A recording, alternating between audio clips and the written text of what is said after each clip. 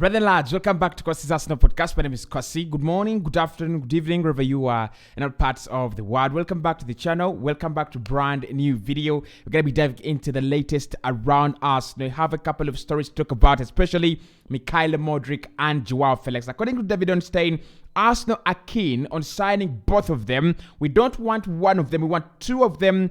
And Mikel Arteta is very, very keen on getting both players at the Emirates Stadium in January. That is according to David Onstein speaking yesterday. Now, we're also going to be talking about Serge Milinkovic-Savic. It's another story that is actually slowly cropping up. Arsenal have also approached the agent of Serge Milinkovic-Savic, that is Matej Kezman.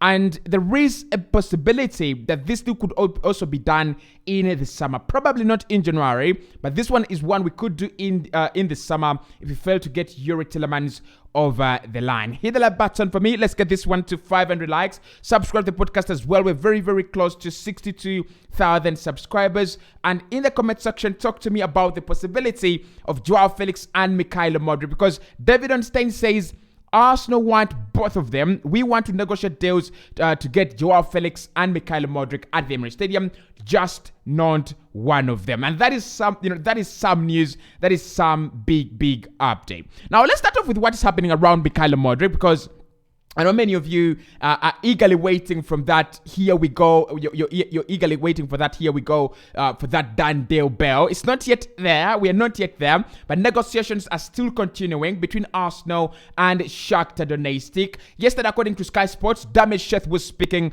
about this deal, and he said there is some kind of cautious optimism. And because we've always talked about the word optimism on this stream. So yesterday, Damesheth was saying on Sky that there is a cautious optimism around all the people in this deal that it will be done. Although yesterday we did have some words again from the Shakhtar directors who came out and said our director and our CEO has actually asked for 100 million euros, okay? And we are not going to be selling, and we are not going to be arguing any deals that are actually below 100 million euros. But then, again, still much of the information that was coming out yesterday from Dean Jones on Give Me Sport and the Football Terrace was that Arsenal really deliberately went for a 60 million euro deal, or an initial 60 million euro bid, and they were expecting Shakhtar to bounce it. They were expecting Shakhtar to reject it. So Arsenal are going to be going in with an improved offer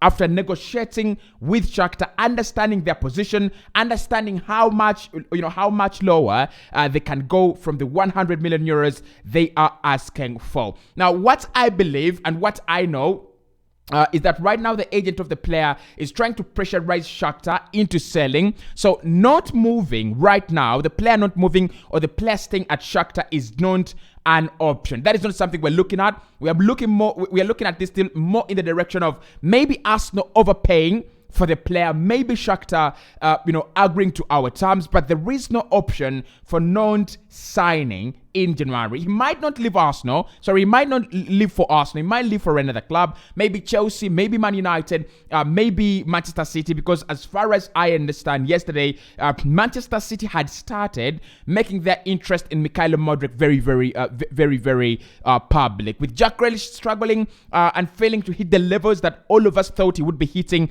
in a club like Manchester City, there is a high possibility that City try to sell him and maybe replace him with a player like Mudryk or even any other player, maybe Joao Felix for that case. I don't know, but they really do like Mudryk. So right now, the optimism stays. Negotiations between Arsenal and Shakhtar Donetsk are also still ongoing, but there is nothing agreed between the two clubs. There is an agreement between Arsenal and the player and the player's representatives, but we do not have the agreement between us and Shakhtar. But I still feel this one will get done. What Arsenal need to do is emphasize. I think it's about emphasizing the payment structure. It's about telling Shakhtar that we're gonna pay this money in a shorter period of time as compared to what we wanted to do, earlier. Because more of the stories, more of the sources I've looked at are actually saying Arsenal want to revise the structure and maybe add some more money. So the problem might not be the money entirely. The problem could also be the structure of payment. Yesterday, Freddie Paxton was speaking about this deal, and he said Arsenal do believe that the 60 million euros they had sent in is quite a fair amount. Although they expected that Shakhtar would actually reject it, but they believe it's quite a fair amount. So we are not expecting Arsenal to add a lot of money to that bid. And yesterday I asked you, how much should we add? I must have you say 10, 15, and maybe 20 million euros to make it around 80 million euros. I don't have a problem with Arsenal breaking their transfer record, but I don't want us to break our transfer record for the wrong reasons. Because if we are going to sign Joao Felix maybe in the summer, after keeping him for 6 months on loan, we will need to break our transfer record, okay? So I would rather break my transfer record on Joao Felix than break it on Mikhail Mudryk. And I like it the way Sky put it. I know Sky really do cherish English talent and know that, but this is what they say.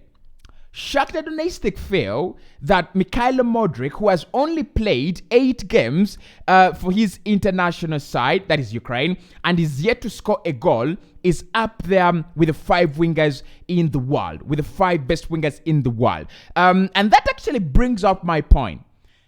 We cannot pay hundreds of millions of pounds for a player who's only appeared for Ukraine once or twice. Like in competitive football, 8 times, for me, it is not a significant amount. And again, we cannot be paying that huge amount of money for a player who's been, smashing it and cracking it in the Ukrainian league. Yes, he's come in the UEFA Champions League, done a few things, but those things have been done by Gilles Draxler. Those things have been done by Max Meyer. Those things have been done by Mario Götze. And where are they now? So we can't pay 80 million euros off the back of, this guy has been, scoring goals in the UEFA Champions League. He scored 3 goals in the UEFA Champions, so he's worth 80 million euros. I don't think it is. A player like Jack Grealish had actually done for Aston Villa in the Premier League, and it is his goals, it is his numbers, it is his assists that actually kept them up in the league. They were about to get relegated. So for Jack Grealish, I understand. He promoted them from the Championship. For me, one of the best second leaguers in the world, if not the best. And then he kept them in the Premier League, in the best league in the world, like single-handedly. For me, Grealish, 100 million euros, maybe too much. Maybe there was an English premium, but you can't justify it. With Mikhail Mudryk, you cannot justify the 100 million. It is unjustifiable. It is simply, I'm simply not moved. I'm sorry. I'm just simply not moved, okay? So they're saying, as Shakhtar, that they're expecting anything above 40 million euros as an initial payment, as an upfront fee, and maybe 60 million euros in guaranteed payments, and then add-ons that could take the deal up to 100 million euros. It is crazy expectations, and for me, I won't be surprised if Arsenal decide to walk away. But then, this is the real deal, okay? According to David Onstein, Arsenal would love to sign both Joao Felix and Mikhail Mudryk. Actually, not love, but Arsenal are keen on signing both Joao Felix and Mikhail Mudryk. So he was speaking yesterday about these 2 deals, and he said, whatever I've said about Mikhail Mudryk, that is what David Onstein, said about the deal. There is high optimism, talks ongoing, and the deal should be done quickly and early, according to Mikel Arteta's directives. He also said that according to what he knows, it has been Mikel Arteta's word that actually works in the market, and that is why the Mikhail Mudryk deal might actually eventually come. That's why Edu will fight tooth and nail to get this deal done over the line, because it is Mikel Arteta's player. He wants the player. He believes the player is suited for the abilities and demands of his project, and also the demands and also the demands demands and abilities of his playing style. Okay, so with Mikhail Mudryk, according to David Onstein, negotiations on it, we might need to find a compromise, but the deal is still on. Now, the fact that he says we want both of them is what is very, very interesting, because I said yesterday in the on the channel that I won't be very surprised if Arsenal decide to eventually go for both of them, because we want a number 9 and we also want a winger. Mikhail Mudryk is our long-term project, and then Joao Felix could be the short-term fix for Gabriel Jesus' injury and absence at the moment. So what I understand and what we get from David Onstein right about now is that the Joao Felix deal for Arsenal is not very, very far away, but Arsenal are still waiting for numbers to come down for them to do the deal. I'm not going to say that again. Arsenal are still waiting for numbers to come down for them to do the deal. This morning, L'Equipe from France have reported that the deal for Joao Felix is very, very close. He's going to be joining another club. They don't specify that it is Arsenal, but they say a deal is very, very close. They are very close to agreeing a deal with another club. Could be Arsenal, could be Man United, could be Chelsea. It could be anyone.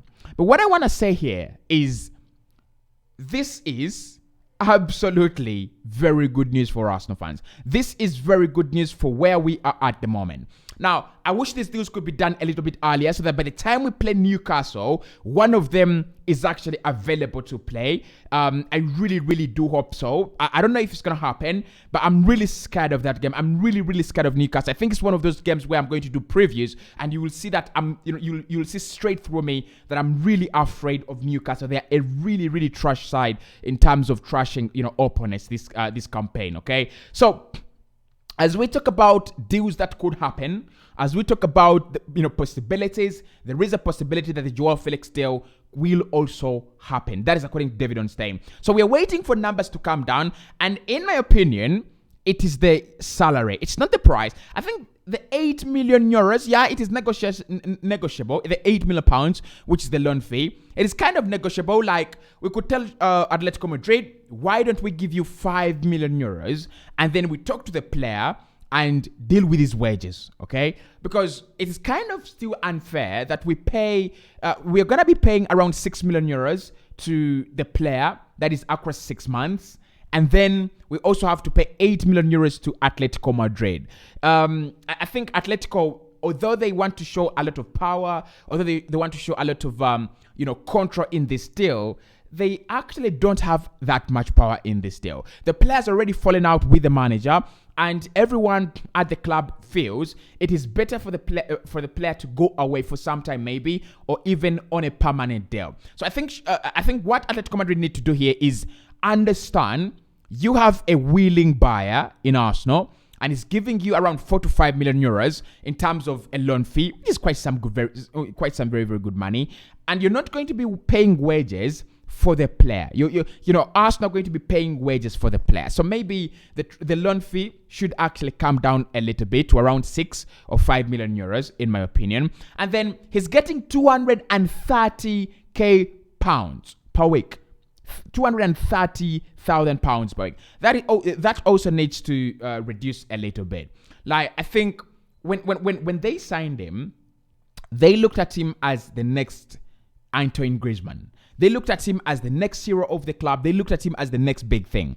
And I know he's talented, and I know he's very good, and I know he's got the ability and potential to do whatever, the footballing world has actually thought he will do. But I think right now Joao Felix can settle for 200,000 per week.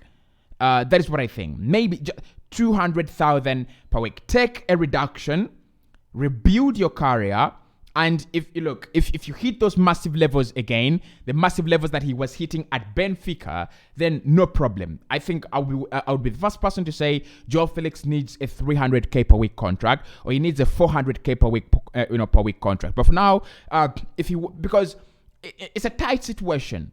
There is a club that wants you.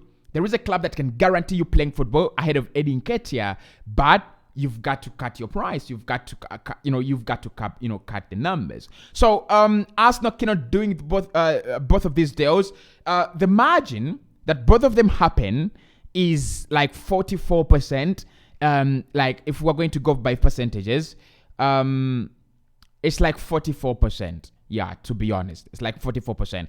I think the Felix deal might be a little bit hard, especially now that clubs like Chelsea would love to sign a forward. It might be a hard one, but if Arsenal push hard, we might get it over the line. We might just get it over the line. I don't know what you think, but I think we might just get it over the line. And also, Arsenal have contacted the agent of Serge Milinkovic-Savic, that is Matea Keisman. The deal, there is nothing special about this deal, but many people say and many people think that Arsenal are in pole position to sign Serge Milinkovic-Savic if he's going to be on the move next summer. I'll see you soon.